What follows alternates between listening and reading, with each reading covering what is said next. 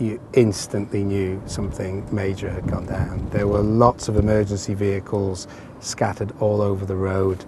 There were people milling everywhere, and it just had a sense of something massive had happened. It was very much about doing multiple sorties, trying to get as many teams to each of the sites. What we're trying to do is bring the emergency department, the hospital, to the scene and to the patient side. It's hard to have any empathy with a third party or a counsellor about what it's like to go down into a tube station like that, or go underneath a train and try and, move past bodies to get to live patients. It creates a unique bond between yourself and your flight paramedic that's working alongside you. We were very lucky that we had a big team that day. We had a meeting at the hospital where a lot of our doctors and paramedics were together, and to have a team of 30 plus doctors and paramedics all in one place, all trained in pre-hospital medicine, all familiar with the helicopter and the response cars,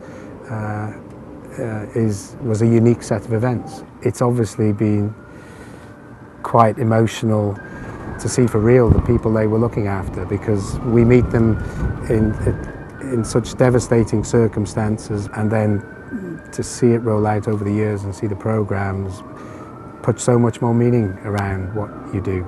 We learnt a huge amount from the events of the 7/7, and we've honed and changed our practices on the back of that. Undoubtedly, London can deliver a response that is unparalleled anywhere else in the world, and we feel very proud that we were part of that response. We are a charity, and we are dependent on the people of London supporting us, and we still desperately need that. It's a big competition to try and get that money, and